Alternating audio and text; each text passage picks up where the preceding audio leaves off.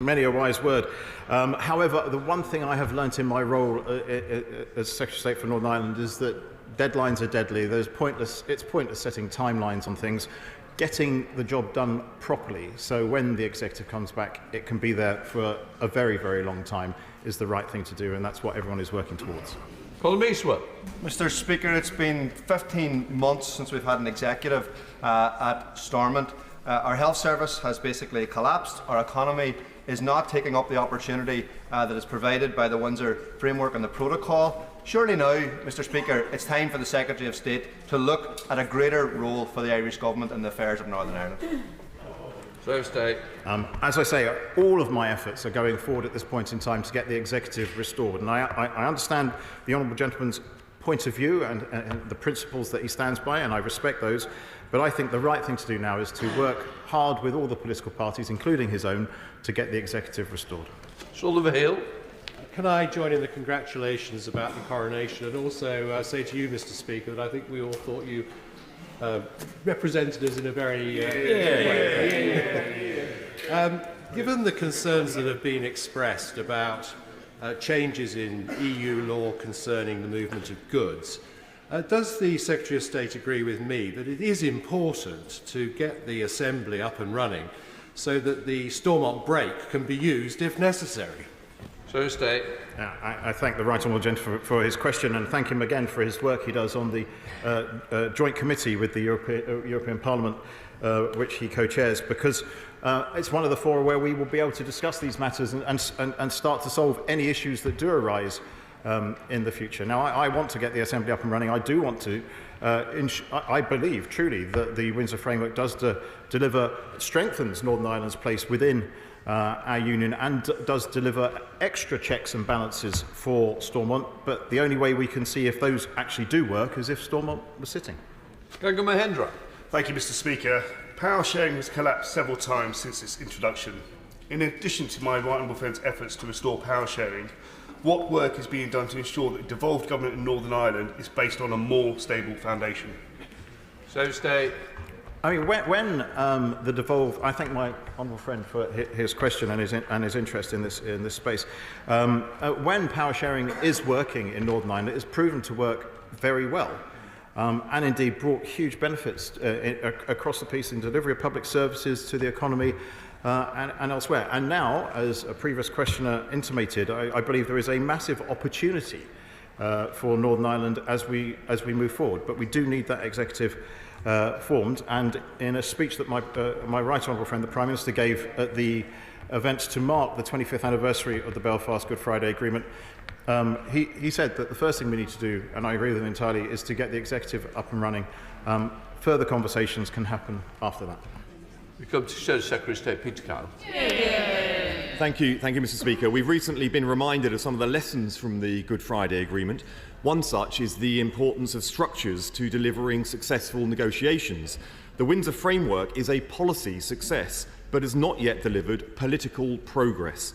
From the outside, it's hard to see any formal discussions or negotiations that are underway with Northern Irish parties or leaders. Can the Secretary of State set out what he is doing to restore power sharing?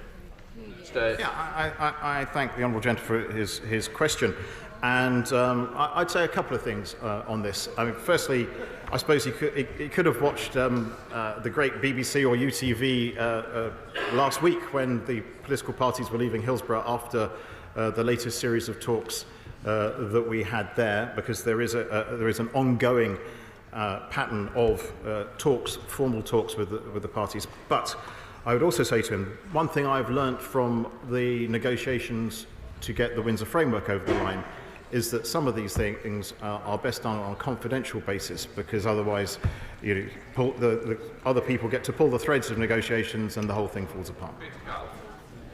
The government's analysis of why power sharing collapsed is that the rights and aspirations of some parts of the community under the Good Friday Agreement were being undermined. By that understanding, however, the legacy bill goes even further in undermining the agreement. It is opposed by all communities in Northern Ireland, the Irish Government, who are the other signatories of the agreement, and the Northern Ireland Human Rights Commission, which is created by it. Isn't now the time for a total rethink on legacy? Secretary of State. I thank the honourable gentleman's pivot to legacy, and it's something I hope to be talking about a great deal in the coming weeks because, as I've said from this dispatch box a number of times, we have been on a journey to improve the legacy bill dramatically. It's got its final committee stage in the House of Lords tomorrow, and we'll be introducing a range of quite big game-changing, I'd like to think, amendments in the course of the next couple of weeks before it goes to report stage, and having some other announcements as well that I'm sure he would welcome. Sir Geoffrey Donaldson. Thank you, Mr. Speaker. The Secretary of State will know that the institutions, the political institutions in Northern Ireland, operate effectively when there is cross-community consensus. And a continuing concern of the unionist community is the ongoing application of EU law for all manufactured goods in Northern Ireland, and that in time through divergence from UK law, inhibiting our ability to trade with the rest of the United Kingdom. That's what we need the government to address and resolve. Secretary of State. Yeah, I thank the right honourable gentleman for his question and his point, and he's made this to me in no uncertain terms on a number of occasions, and I thank him for his frankness in those discussions as well, because without the identifying exactly what the issues are, you can skate around them for ages and not get anywhere. As he well knows, that there are things I think we can do as a government that can exemplify and amplify how we can solve the problem that is behind his question. And I look forward to having further engagement with him on those matters. Sir Geoffrey. Mr. Speaker, I too look forward to that engagement, because if we are to get Stormont restored on a stable foundation, which is what we want, then we've got to resolve these issues. And people in Northern Ireland, unionists in particular, need to know that their place in the United Kingdom, which was enshrined and protected in Article 1 of the Belfast Good Friday Agreement, will be equally enshrined and protected in UK law as a result of any arrangements that are put in place. Secretary of State. Yeah, and I want to be able to, and I can give him that assurance from this dispatch box, but I know, because of the engagement that we've had, that he'd like to see that in other terms as well. And that is why I look forward to our continuing conversations so we can work out exactly what the ask is, so I can try and deliver on that. Mary Glendon. Question 2, Mr. Speaker. Mr. Speaker, the Northern Ireland Department of Education has been allocated £2.6 billion of resource, representing a 1.8% reduction from 22-23. Education is a devolved matter, and in the absence of an executive or assembly, the assessments of any potential impacts of these decisions are matters for the Northern Ireland Department of Education. Mary Glendon. Thank you, Mr. Speaker. The Children's Law Society has warned that cuts in Northern Ireland's budget could be in breach of the commitments made to children in the Good Friday Agreement, with services for disadvantaged children the primary target. How will the Secretary of State ensure that budget cuts will not cause active harm to the most vulnerable children in Northern Ireland schools? Mr. Speaker, we share her concern, and that's why my right honourable friend, the Secretary of State, met with them last week. But what I would just say to her, as gently as I can, is according to Ulster University, they tell us that the current structural division in Northern Ireland's education system is inefficient, and that maintaining it comes at a cost of £226 million a year. That's about £600,000 every day. I think we all have to ask ourselves very serious questions about how this money can best be spent. I think she gives us some illustrations. Robin Walker. My honourable friend rightly points to the benefits of integration in Northern Ireland's education system, but he must recognise it is a matter of great concern that as this government seeks to increase education spending in real terms, it is declining in absolute terms in Northern Ireland over the coming year. Isn't this a reason to get an executive in place as soon as possible so they can address some of the long-term issues of reform that education and businesses are calling out for? Mr. Speaker, I agree fully with my honourable friend. But he's absolutely right. It is necessary to get on with structural reform, and it is a matter of concern that we're in the position where we are. But across a broad range of public services, it is necessary to have reform to make the public finances sustainable. Shadow Minister Tony Antoniadze. Mr Speaker, on his visit to Belfast last month, the Prime Minister expressed the view that integrated education should be the norm, not the exception. But the current strategy for growing integrated education has no targets for student numbers and doesn't specify how much money will be spent. Can the Minister outline how this government will ensure that integrated education does become the norm? Well, of course, as she knows, this policy is a matter for a restored executive, and the first thing we need to do is encourage all parties to get back into the executive and bring forward that strategy. But I certainly am grateful for this indication that she and I will be united in pressing forward and saying that we should have integrated education as the norm. I have heard people's concerns from the other side of the argument, and of course I'm in favour of faith schools and freedom of religion. But we really do need to make sure that never again does a minister go to Northern Ireland and hear a young person say that they were 16 or 18 before they met their first unionist or their first Catholic. That's something which I've experienced. I'm not at all happy about it. Got a beard. Alex Davies-Jones. Question number 3, Mr Speaker.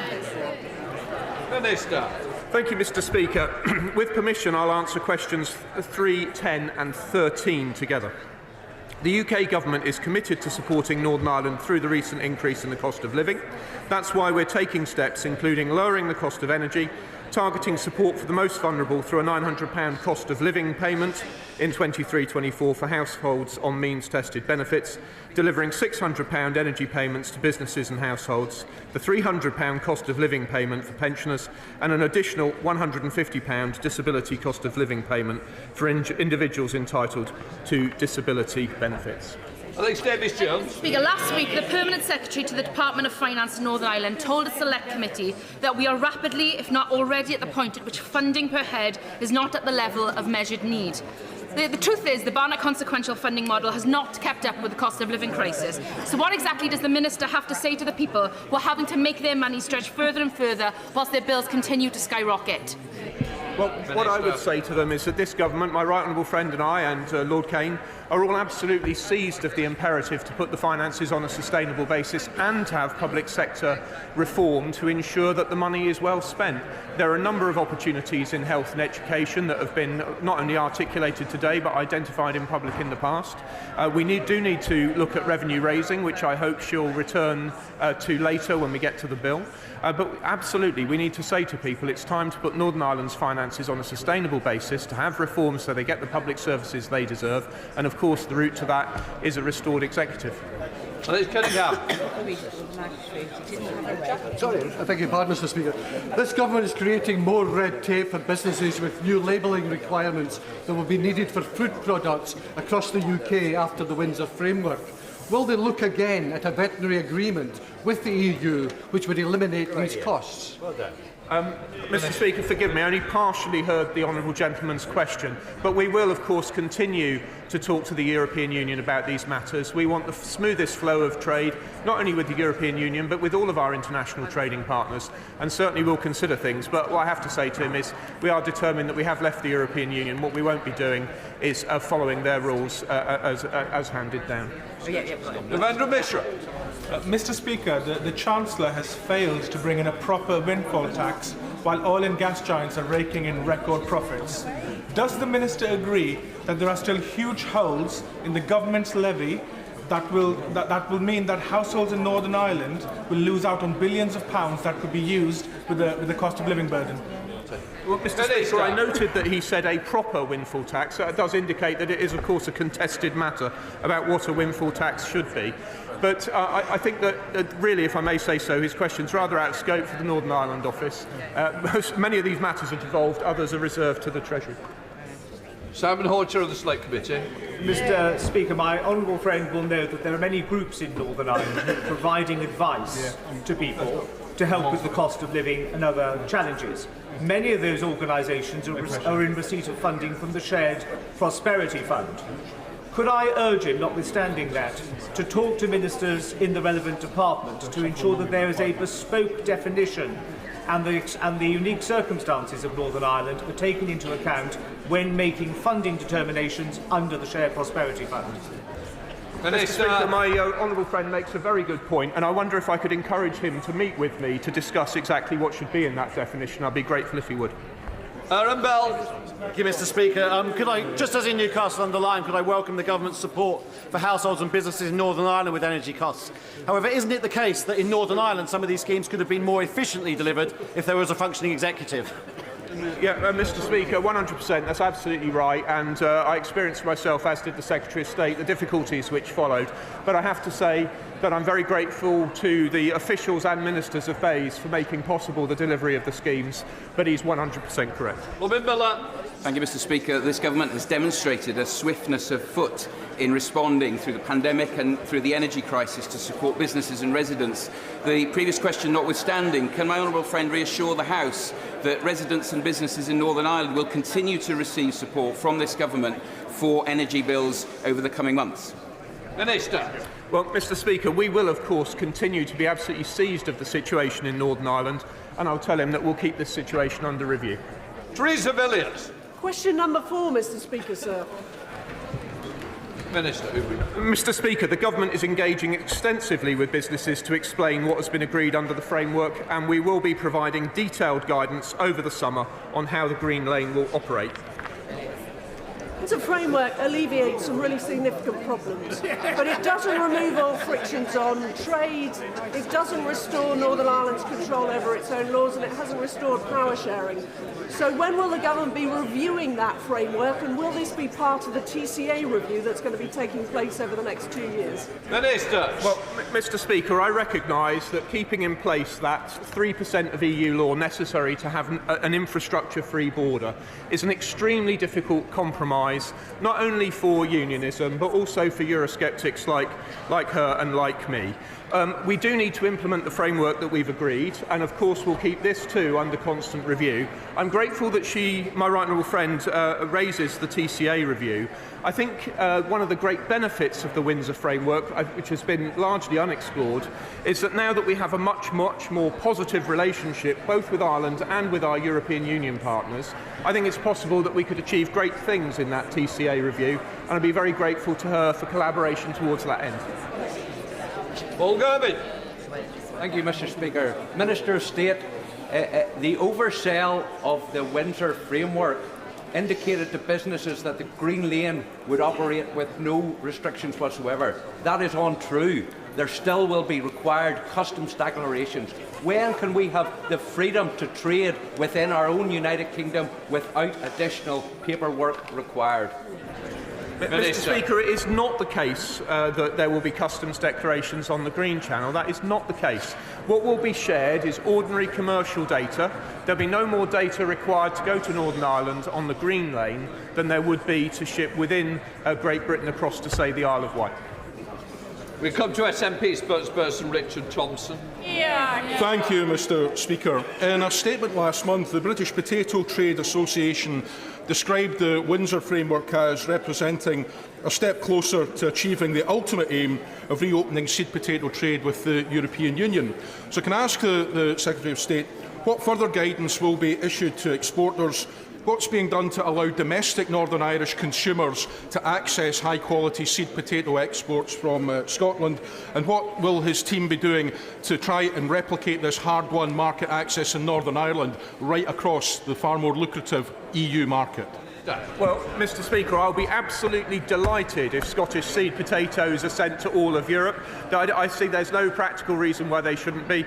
My right honourable friend mentioned the TCA review. I would love to be able to deliver seed potatoes to all of Europe way before then, and I very much hope that the honourable gentleman will support us as we seek to do so. Ruth Jones. Question 5, please, Mr. Speaker. Minister. A busy day again, Mr. Speaker. Social security and state pensions are transferred matters in Northern Ireland, and so the responsibility of the Northern Ireland Executive. We have taken decisive action to help UK households tackle increases in the cost of living. Women across Northern Ireland are benefiting from energy bill support and support for the most vulnerable, including an additional £900 cost of living payment in 23-24 for households on means-tested benefits. Ruth Jones. Thank you, Mr. Speaker. WASPy women in Northern Ireland, like those in Newport West and the rest of the UK, want to see fairness and equality once and for all. So can the Minister tell us what specific discussions he's had about the rising cost of living and its impact on WASPy women in Northern Ireland with the Northern Ireland Civil Service and the political parties in Northern Ireland? Minister. As I said, Mr. Speaker, this is a transferred matter. This is a transferred matter under the devolution settlement, but what I would say to the Honourable Lady is that we all know that this has been a very sensitive matter throughout certainly my time in Parliament, and I've met many of my constituents concerned about this issue. But I say to anybody on the benches opposite, if they think this issue of pensions is going away in our lifetimes, I would encourage them to look at the OBR Fiscal Sustainability Report and other reports from the Government Actuaries Department. Norris. Question 6, Mr. Speaker. The government I thank the Honourable Lady for her question. The government recognises the importance of support services for women, and I will continue to engage with women's groups and organisations supporting women and girls across Northern Ireland as I have done. It's vital for the Executive to be restored as soon as possible to deliver on these issues that matter most to the people of Northern Ireland, including the vital support for services like those my honourable friend has championed through her APPG. Thank you, Mr. Speaker. The Secretary of State, I know, understands the issues facing menopausal women. With no legislation currently in Stormont, there are no plans for a women's health strategy, nor any proactive work taking place to address these issues. So will he agree to meet with representatives of the Menopause Support Group Northern Ireland to share their concerns and support their campaign for improved menopause services?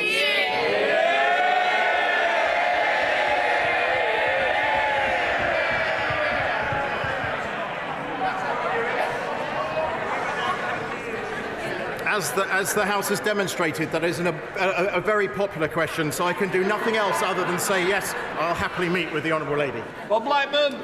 Question number 8, Mr. Speaker. Mr. Speaker, the government legislated under the 2020 UK Internal Market Act to provide for unfettered access to the UK internal market for Northern Ireland goods. The Windsor Framework further guarantees unfettered access for Northern Ireland's businesses to the UK market on a permanent basis.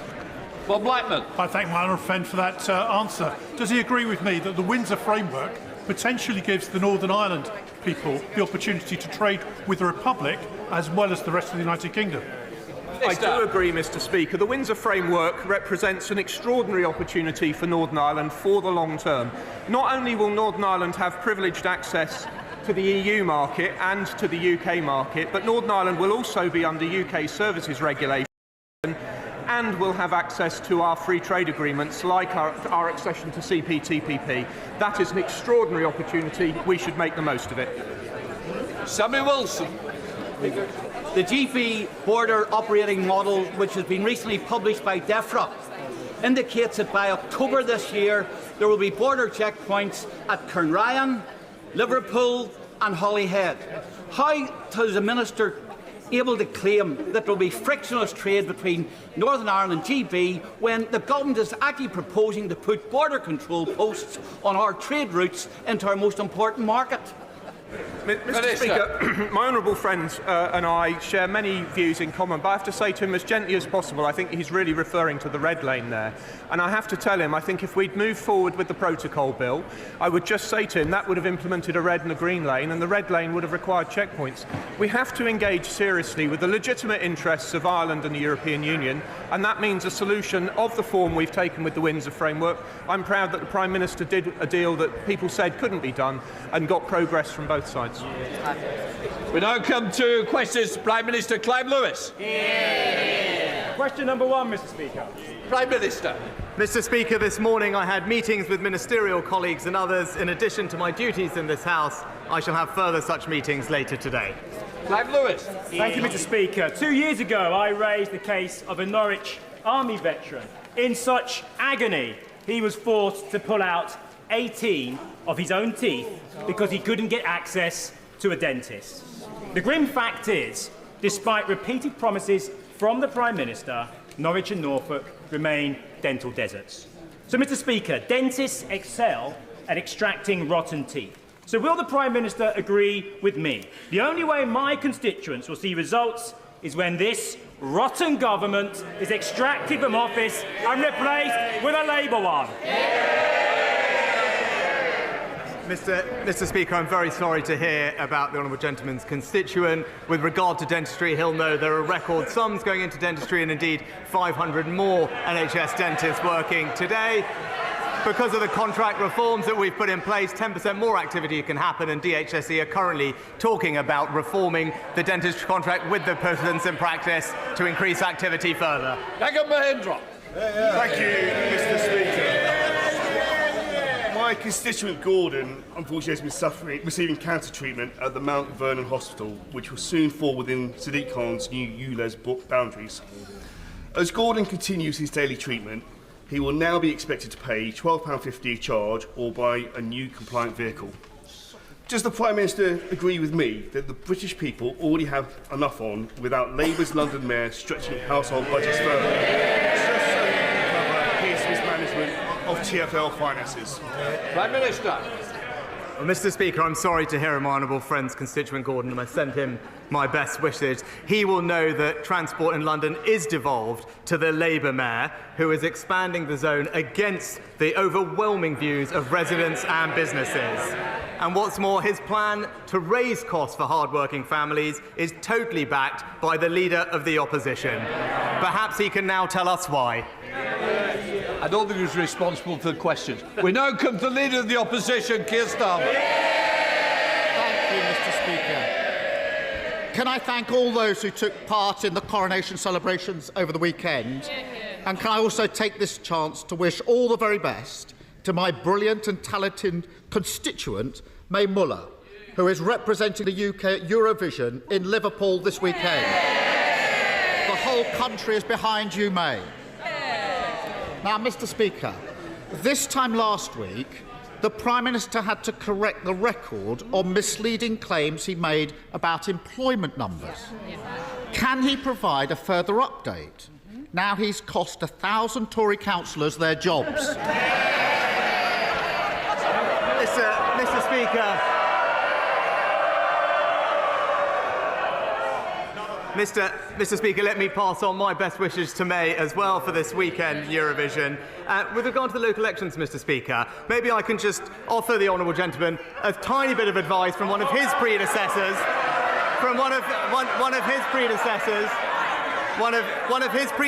Tony Blair, who I was reading the other day. What did Tony Blair? He said the right honourable gentleman can be as cocky as he likes about the local elections. Come a general election, policy counts. And we know, Mr. Speaker, the problem for him is he doesn't have any. The Prime Minister said he was going to lose 1,000 seats, and then he managed it. After 13 years, a Tory promise they actually haven't broken. And this is the Prime Minister who's only had to fight for two things in his life.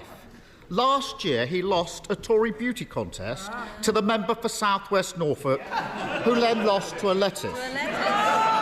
Last week, when he finally came into contact with voters, he lost everywhere. No matter who the electorate is, the Prime Minister keeps entering a two-horse race and somehow finishing third.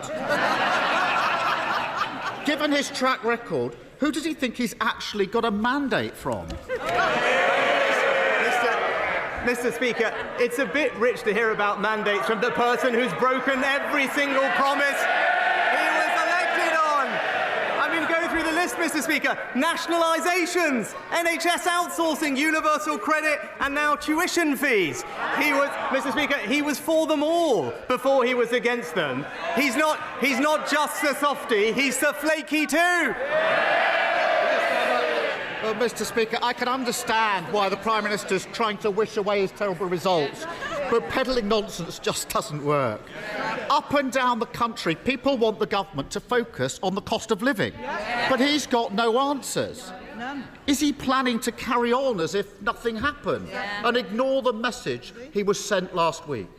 Or is he going to do what a Labour government would do and announce an immediate freeze in council tax bills? Mr. Speaker, I know he's asked his Labour councillors rightly to focus on the cost of living. Perhaps they could start with reducing council tax to the level in Conservative-run areas. But, Mr. Speaker, We're getting on with halving people's energy bills, freezing fuel duty to help them with the cost of living. What is stopping him having a plan is that, unfortunately, his shadow chancellor recently said she's discovered she's got a problem, Mr. Speaker. She realised that she actually, this is what she said, she actually has to, shock horror, say where the money's going to come from. With a £90 billion black hole in her plans, she's got a lot of work to do. Mr. Speaker, there's only one party that broke the economy, and they're sitting right there. And it seems to me, to quote one of his more electorally successful predecessors, nothing has changed. Still blaming other people, still refusing to take the necessary action, still not listening to the country. And on council tax, it's quite simple. A Labour government would give every council the grant they need to freeze those bills, fully paid for by ending the handouts he's giving to oil and gas giants. So I ask him again, now his plan has been utterly rejected, why won't he do the same? Mr. Speaker, just a quick history lesson. While he was busy softening sentences 13 years ago, let me just remind him what we inherited. It was the largest deficit in the G7 from Labour. Higher unemployment. The coffers were totally empty. And it didn't stop there, Mr. Speaker. After that, they wanted a longer lockdown. And now, they won't even oppose the picketers and the protesters, Mr. Speaker. Even in opposition, they're damaging the economy. He's just not listening, is he? Even after the entire country, Mr. Speaker, from the Peak District to the Garden of England, rejected his government last week, he still thinks that protecting oil and gas profits is more important than freezing bills. Now, I'm sure the Prime Minister must finally have met some working people in recent weeks. Did any of them understand why he insists on protecting his precious non-dom tax status rather than scrapping it and using the money to train thousands of doctors and nurses? Well, Mr. Speaker, he said that this money would fund the NHS workforce, but that plan was actually looked at by one of his own colleagues recently. Now that person said that it would discourage doctors and nurses from coming here. And that there was a £2 billion shortfall in his sums. Who said that? It was Alistair Darling. He might remember those days. It's when Labour bankrupted the economy. I think that is the definition of nonsense. And this is the price of having a tired, worn-out government fronted by a Prime Minister who boasts he's never had a working-class friend. He's smiling his way through the cost of living crisis, gloating about success while waiting lists grow. He's pretending that crime, house building, schools are all just doing fine, while handing the country 24 tax rises, all with his name on them. How does he think the Tories can possibly provide the answers Britain needs when the whole country has already told him they're the problem, not the solution? Mr. Speaker, the honourable gentleman is right. We all do say some silly things when we're younger. I was a teenager, and he'll know what I'm talking about, because I think in his 40s he was still talking about abolishing the monarchy, Mr. Speaker.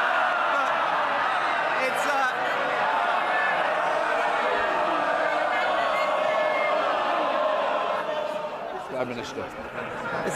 But it's the same old guff from him every week, Mr. Speaker. All politics and no action. We're getting on with halving people's energy bills, freezing fuel duty, cutting the costs of childcare, and boosting pay. While he's busy plotting coalitions, we're getting on and delivering for the British people.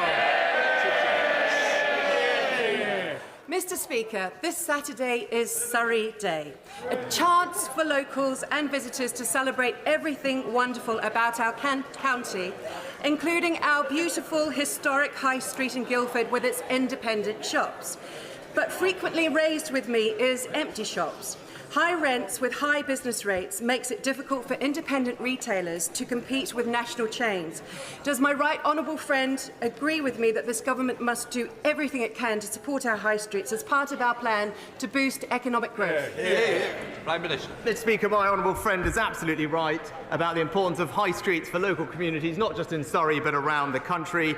That's why we are abolishing business rates for hundreds of thousands of eligible businesses in the retail, hospitality and leisure sector, and investing billions of pounds through the High Streets Fund and our Towns Fund to support local communities up and down the country. SNP spokesperson Stephen Flynn. Thank you, Mr. Speaker.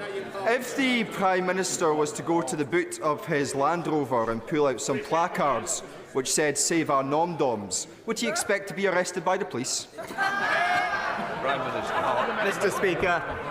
Mr. Speaker, can I first put on record my thanks to the police for all their hard work over the weekend, ensuring that the coronation was a success. Now, look, on this issue, Mr. Speaker, we believe the police should have powers to make sure that they can protect the public from unnecessary and serious disruption. I respectfully recognise that the honourable gentleman disagrees with our position. I guess the question for both of us is, what does the honourable leader of the opposition think about this? Because it's quite hard to keep up. Can I just remind the Prime Minister, it's Prime Minister's questions for him to answer, not asking, not for what the opposition's doing. Stephen Flynn. Mr. Speaker, what we're talking about here is that nurses strike, doctors strike, firefighters strike, protest, firefighters protest, and of course Republicans protest as well. And they do so because it's a fundamental right within our democracy to be able to protest. So is the Prime Minister seriously saying that moving forward you can have your rights, but only on his terms? Mr. Speaker, it is also the right of the British public to be able to go about their ordinary day-to-day lives without undue serious disruption. That's why it's right that the police have extra powers. I respect that the honourable gentleman disagrees with that, but we think it is right, and people will see every day on TV, their lives being disrupted. They're not able to get to school, to get to hospital appointments, and indeed to get to work. They should be able to do that, and the police should have powers to stop those who are preventing that from happening. Thank you, Mr. Speaker. It was an honour to welcome the Australian Prime Minister to Barrow last week so he could meet some of our fantastic apprentices, see the submarine programme and reaffirm his commitment to the AUKUS programme that will deliver thousands of jobs in my constituency and keep our nation safe. But what was a national endeavour is now an international one, and it's going to require a whole-of-government approach to get it over the line and deliver it well. So with that in mind, could I invite my right honourable friend to Barrow to see the programme for himself, and also to meet with me to see how we can best leverage the opportunities from this for the people of Barrow for generations to come? Well, my honourable friend is a fantastic advocate for his local industry and community, and he's right, the SSN AUKUS submarines will be built in Barrow, the home of the British submarine industry. It will create thousands of new jobs, not just in Barrow, but across the UK. That's why the government is investing billions to modernise the enterprise, and I look forward to taking him up on his invitation. And David. Mr. Speaker, last week many lifelong Conservative voters turned to the Liberal Democrats to be their strong local champions. They delivered their verdict on the government's failure to hold water companies to account for dumping raw sewage into our rivers and onto our beaches. Last year, water bosses were paid £15 million in bonuses, rewarded for destroying our precious natural environment. 3 of those executives have now turned down their bonuses, but they should never have been entitled to them in the first place. So will the Prime Minister ban these sewage bonuses so that the dumping actually stops? Well, Mr. Speaker, I struggle to hear the full question, but I think in one sense it doesn't really matter, because we all know the Liberal Democrats say one thing here and another thing locally anyway. And it is remarkable. No wonder he's attracted to the Labour leader these days, Mr. Speaker. Political opportunism and a broken promise on tuition fees. It must be like looking in the mirror. Ben Bradley. opportunity to highlight some success, with Mansfield District Council now having more Conservative councillors than at any point in my lifetime after last week's local elections. I'm very proud of our local team. But one thing we heard on the doorstep was frustration. Frustration and expectation that government needs to deliver on key pledges. There has been a commitment to our part of the world that we'll be given the clout, the investment to catch up with other regions that historically have had more than we've had. So will the Prime Minister take the opportunity to reiterate his commitment and to my constituents reassure them that he will support growth and investment in the East Midlands?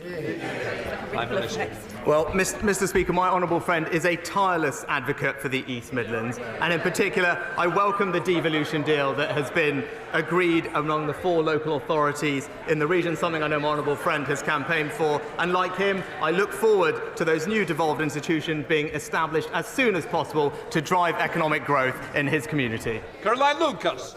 Thank you, Mr. Speaker. The Prime Minister has previously declared, and I quote, "My daughter is the climate change champion in our house."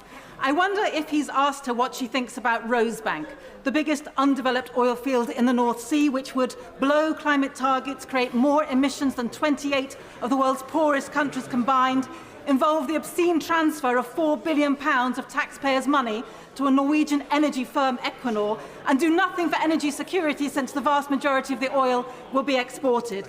If he gives it the green light, will he be able to look his daughter in the eye and honestly say that he has done everything in his power to give her and all other young people a livable future? Minister. Mr. Speaker, as the Independent Committee for Climate Change has acknowledged, we will need fossil fuels for the next few decades as we transition to a greener future. And during that period, it makes absolutely no sense to not invest in the resources we have here at home, to import foreign fossil fuels, not create jobs here, and import them at twice the carbon emissions as our local resources. It is an economically illiterate policy, Mr. Speaker, but that's what you'd expect from the Green Party. George Eustace. George Eustace. Thank you, Mr. Speaker. Last June, the government committed to bring forward a horticulture strategy to identify ways to expand British production of horticulture. And the importance of this was underlined by some of the supply chain challenges we saw earlier this spring. But in the last week, there's been speculation that the government might be abandoning that strategy. Can the Prime Minister give us any reassurance that the government remains committed to expanding this important British industry? Prime Minister. Well, can I thank my honourable friend for all of his work championing this area. We are delivering for the horticulture sector, and it will benefit from the £168 million investment to drive innovation and support food production. And that's why we also passed the new Genetic Technology Act, Mr. Speaker, taking advantage of our Brexit opportunities to unlock the potential of new technologies. But I look forward to discussing this and other ideas at our new upcoming Food Summit. Julie Elliott. Thank you, Mr. Speaker. Has the Prime Minister or any of his ministers given commitments to BP, Equinor or any other company about contracts at the Teesworks site? Prime Minister. Mr. Speaker, contracts at the site would be a commercial matter for the companies involved.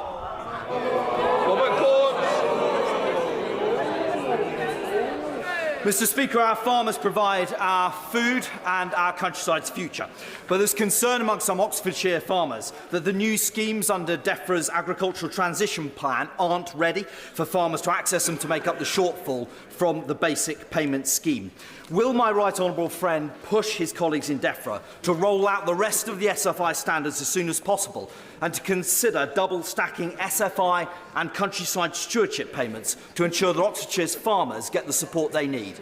Prime Minister. Well, Mr. Speaker, I thank my honourable friend for his question, and of course we want to make sure that we continue to support farmers to produce healthy, nutritious food. We are pressing ahead with the ELM scheme, fine-tuning them though to make sure that they work even better for farmers. We want to make sure there's enough flexibility in the sustainable farming initiatives, and that's why DEFRA have designed the schemes with farmers in mind, enabling them to do more and to make sure that they can use countryside stewardship schemes on the same plots of land. But I look forward to discussing this with him and other colleagues as well. Alan Smith. Thank you, Mr. Speaker. In Stirling, we've got a really potentially very exciting development at Forthside on former Ministry of Defence land, and sadly the development's got a bit stuck over a dispute about the costs of the decontamination of that land. Now, I'll work with anybody to get a result for Stirling. Will the Prime Minister meet with me and representatives of Stirling Council to get this development unblocked and make the progress we all want to see? Prime Minister. Well, Mr. Speaker, we have invested in Stirling previously to unlock investment and drive growth, and I'll ensure that the honourable gentleman gets the meeting he needs with the relevant minister to make progress. Mark Warburton. The Prime Minister and I share a profound optimism about the power of technology, and AI in particular has the power to revolutionise public services and our private sector as well. But does he agree with me that it comes with risks? And while there are unrealistic calls to pause research into it altogether, it is crucial for us to work with our allies around the world so that the global norms that emerge in this important area reflect our values. Well, my honourable friend speaks with experience and knowledge on this issue, and I absolutely agree with the thrust of his question. Whilst it would be implausible and wrong to halt the development of this technology, it is right that we ensure that there are appropriate guardrails in place as we look to exploit its opportunities. Those are the conversations we are having, not just with the companies involved, but also with our allies around the world, and he can expect further progress in the coming weeks and months. Mike Nolly. Thank you, Mr. Speaker. Following on from his earlier answer, as the Prime Minister knows, an Eat Out to Help Out scheme was introduced in August 2020, which increased demand for eating in restaurants by some 216% compared to 2019, with figures now showing that over 17,500 retail chain stores closed in 2020 alone, affecting nearly 35,000 employees. Would or has the Prime Minister considered a similar scheme for bricks and mortar retail, bricks versus clicks if you like, as part of the wider plan for regenerating local high streets and town centres? Well, Prime Minister. Mr. Speaker, the way that we are supporting high streets and town centres is through making sure that we cut business rates in England. Obviously, the Scottish Government will receive Barnett consequentials from those actions, but now hundreds of thousands of local businesses on our high streets don't pay any business rates at all. And on top of that, through the Levelling Up Fund, Towns Fund and others, we're investing directly in local communities. Indeed, in his own, where I know council leaders described our investment of £19 million as very welcome and a real boost for the economic recovery. Maggie through. Mr. Speaker, my right friend recently scored a very rare own goal by backing Stockton Football Club in the Northern Premier League East Playoff Final, which eventually saw Long Eaton United win on penalties. In the interest of good sportsmanship, will he now congratulate Ian Deakin and his team on their resounding victory, wish Long Eaton United every success in the league for next season, and join me at Grange Park to cheer on Long Eaton United for the next season and wish them luck every season in the future. Yeah, well, Mr. Speaker, can I join my honourable friend in congratulating her local football team and all involved in their stunning success. I'm not sure if I'll be able to join her in the immediate future, but I do look forward to seeing them go from strength to strength, much as the fortunes of my own team, sadly, are not in the place I would like them to be. Jamie Stone. Thank you, Mr. Speaker. The Prime Minister may well have seen the astonishing sight of a former Scottish Government minister standing up in the Chamber of Scottish Parliament and tearing up, literally ripping into pieces, the Scottish Government's highly protected marine area proposal. This proposal is deeply controversial all over Scotland and has even led to it being compared with a second Highland clearances. Is this not now the time? Is this not now the time for the UK Government to step in and work with the devolved... There you have it. Mr. Speaker, I will not be silenced because it matters... This matters deeply to my constituents. Deeply. Is it not time for the UK Government to step in, work with the devolved administrations to come up with a scheme that works and is acceptable, a conservation scheme that is acceptable in our fishing communities all around the UK?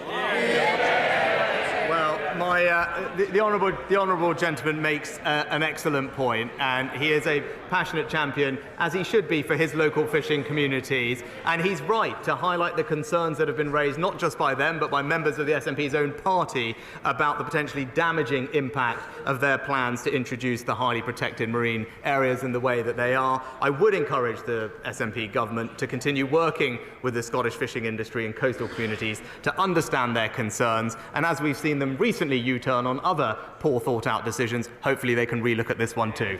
Manchester. The United Kingdom has a strong, deep, multi-dimensional relationship with Pakistan. And there are over 1.5 million British Pakistanis here, and many of them are dual nationals, as am I. The Prime Minister will have seen the scenes coming out from Pakistan, the civil unrest where people have lost their lives due to the detention of the Prime Minister Imran Khan. There are real concerns about the circumstances of his detention and the right to have a fair trial. The United Kingdom has in the past sent observers to hearings around the world to ensure natural justice is done. Has the Prime Minister considered that? If not, will he consider it? Prime Minister. Well, Mr. Speaker, I thank my honourable friend for his question. The UK, of course, has a long-standing and close relationship with Pakistan, and this weekend, especially as Commonwealth partners. The arrest of the former Prime Minister is an internal matter for Pakistan. We support peaceful, democratic processes and adherence to the rule of law, and we are monitoring the situation carefully. Carolyn Harris. Thank you, Mr. Speaker. A little boy has gone to school today in shoes that don't fit him because his parents can't afford new ones. A little girl had water on her cornflakes because her mum had no money for milk. These are real stories from Faith and Families, a charity in my constituency that deal with poverty every day. Poverty that is causing prolonged shame and leading to a mental health crisis. Faith and Families are worried about these kids. I'm worried about these kids. If the Prime Minister is worried about these kids, what's he going to do about it? Mr. Speaker, we don't want any child to grow up in poverty, and that's why I'm proud that there are 1.7 million fewer people living in poverty today than in 2010 because of the actions of this and previous Conservative governments. That includes hundreds of thousands of children, and we are providing incredible support to the most vulnerable in our society as we speak. Just last week, the first of our cost of living payments went out, £900, to help the most vulnerable families in our society. Those are our values, and we will keep supporting them as the inflation remains high. Alan Cairns. Thank you, Mr. Speaker. Earlier in questions, the Leader of the Opposition sought to draw attention to council tax rates and council tax increases and offering some crocodile tears in the process. Can I draw attention to the Prime Minister's attention that whereas we have seen 43% increase in council tax rates since 2010 in England, the increase in Wales has been a staggering 67%. So therefore, is it not the case we should be looking at what Labour do rather than what Labour say?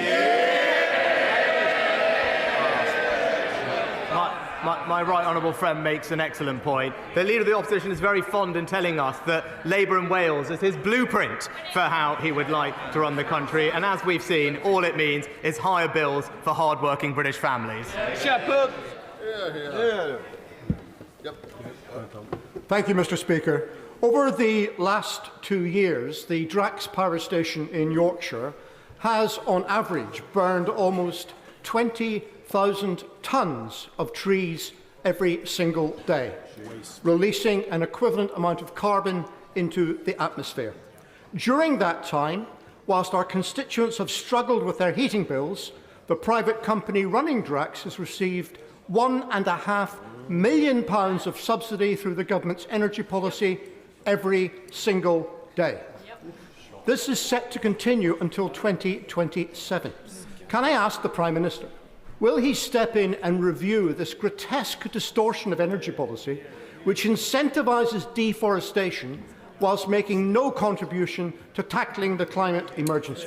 Prime Minister. Well, Mr. Speaker, while not being able to comment on the contract details of one particular company, what I can say is that our record on this issue is that since the benchmark was established, emissions in this country have fallen by almost 50%, whilst at the same time we've grown the economy by 2/3, not something I know the SNP government is as focused on as we are, but at the same time, because of the way that we regulate new and renewable energy energies, we've seen the price of renewables like offshore wind decline from £140 an hour to around 40. That shows a regulatory system that is working in delivering lower cost renewable energy for British families. Mr. Costa. Thank you, Mr. Speaker. Plastic pollution is a scourge of modern day society. My 10-minute rule bill seeks to have microfibre, microplastic filters fitted in all commercial and domestic washing machines, legislation which France and other countries have already moved forward with. Will the Prime Minister, who has already done an enormous amount in tackling plastic pollution, will he organise a meeting between me and the stakeholders, particularly washing machine manufacturers, with the Secretary of State to discuss this very important issue? Prime Minister. Well, Mr. Speaker, we want to tackle microplastic pollution wherever possible, which is why we introduced a microbead ban and a tax on plastic bags. I know my honourable friend has campaigned for filters on washing machines, but he will also know they can be costly to install. DEFRA have outlined plans to make sure that we can use more filters, but I will ensure that he gets the meeting that he needs with the relevant minister to discuss this important matter further. Stephen Morgan. Thank you, Mr. Speaker. The government ditching its pledge to recruit 6,000 more GPs is yet another example of the Tories over-promising and under-delivering, with teacher recruitment targets missed and housing pledges shelved. Why does the Prime Minister think that the only target he's actually met was the loss of 1,000 Tory councillors last week? Maybe the honourable gentleman can tell us which of the many promises that the Leader of the Opposition made to him when he was campaigning he's most happy that he's U-turned on. John Hayes. Thank you, Mr. Speaker. On Lincolnshire's roads, foodstuffs grown in our fine county are transported across the nation. But the Highways Authority struggles to fund roads because of the skewed funding formula devised by a previous Labour government. So many of our public services suffer, policing included. So will the Prime Minister agree to urgently review the local government funding formula, the police funding formula, so that Lincolnshire can have a fair deal? Well, my right honourable friend is absolutely right to stand up for the particular needs of his rural community, and like him I recognise that rural areas do often have higher costs of providing services. It's right that those are reflected where we can in funding formulas, but I'll make sure that he gets a meeting with a relevant minister to discuss this important matter further. Alison Tillworth. Thank you, Mr. Speaker. 13,450 prepayment meter vouchers have gone unclaimed in my Glasgow Central constituency at a value of over £887,000. Across Scotland, £16.5 million is unclaimed.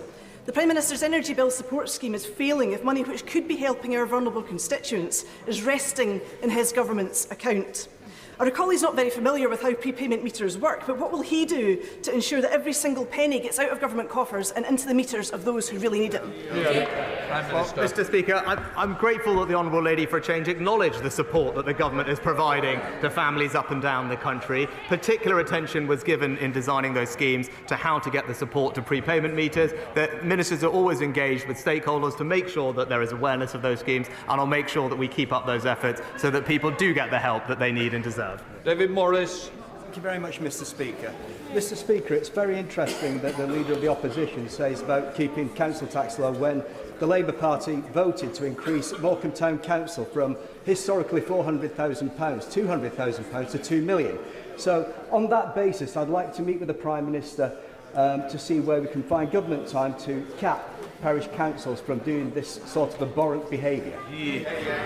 Well, Mr. Speaker, my honourable friend is right to highlight that council tax in Labour areas is higher than that in Conservative areas, which is not right at a time when there are pressures on the cost of living. I look forward to meeting him to discuss his plans to keep British families' household bills as low as they can be. John Speller. Thank you, Mr. Speaker. Dozens of Sudanese doctors who'd been working in the NHS were stranded and not allowed to return here. Last week, the Minister told us here that the Prime Minister took the decision to get them back. So why hadn't such a straightforward decision Correct. been made much earlier Correct. by the Home Secretary or the Foreign Secretary? Is it because he's an obsessive micromanager, or is it that his ministers are just not up to the job? Which one is it, Prime Minister? Mr. Speaker, the honourable gentleman is completely wrong to describe as straightforward a complex and dangerous evacuation in a war zone. And actually, it is actually the case that everyone involved deserves enormous credit for conducting what was the longest and largest evacuation of any Western country from Sudan. During that process, it was right that we moved deliberately and carefully to ensure the security of everyone involved and to prioritise British nationals and their dependents. Now that the operation is complete, we can look back and thank everyone for what was an incredibly successful operation. Dr. Luke Evans. Thank you, Mr. Speaker. Since 2010, violent crime has dropped by 38% and neighbourhood crime has dropped by over 50%. But one crime that has gone up is fraud. Now, many of us have dealt with constituents who've struggled with fraud. What is the Prime Minister going to do about it?